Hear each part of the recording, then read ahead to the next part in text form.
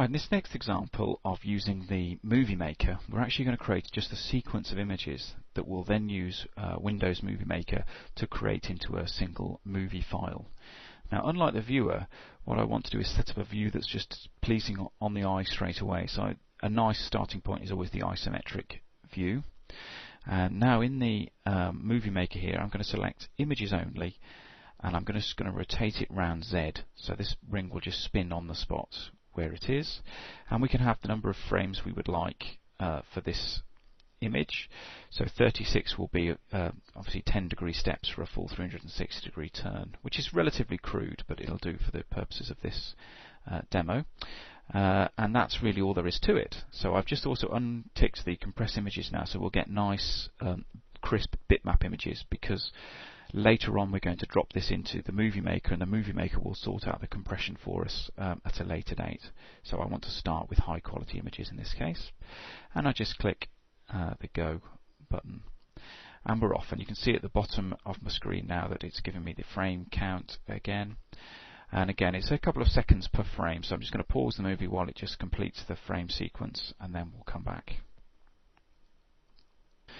Okay, so here we are now calculating just the last few frames, and when it's finished calculating again, we'll look at the project folder to see exactly what's been created on the disk for us. So frame 36. Okay, and that's finished. So let me just move to the folder. So here we are in the project folder again, just on the disk, and again in the movie folder here, under the heading that we set in the window in JewelSmith, we just find an images folder which has each of the images in sequence that we've just captured from 0 to 35.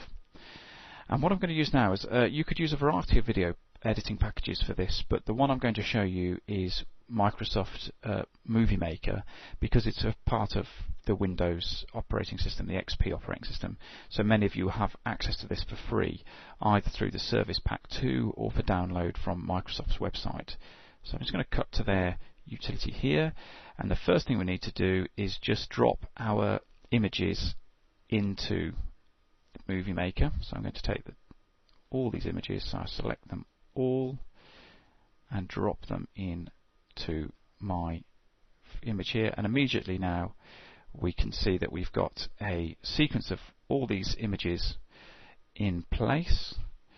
Now I need to select all those and drop them into the timeline at the bottom. So I've just pressed Ctrl A to select all the images in the collections window, and I drop them into my timeline at the bottom, which produces each frame.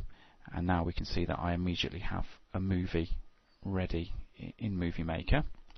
And now it's a question of really just following the options down the left hand side here. So I'm going to save my finished movie to the computer, and I can save it in My Movies, it's fine. And we can choose here a variety of options. If I click this Show More Choices, we can choose all sorts of options for, and these will be slightly dependent on what you've got installed on your PC, but the basics will all be there. So you can do anything from a DVD or digital video output to the sort of thing that would be appropriate for playing back on a pocket PC even, or maybe over the internet. So I'm going to choose video for local playback, and just choose next. And it's telling me, by the way, that it's going to be about 1.2 meg. So as long as I just follow the wizard, it's fairly straightforward, and it just takes a few seconds then to construct the movie for me, but it's not too long at all. Okay, and then we might as well play the movie and see it in action.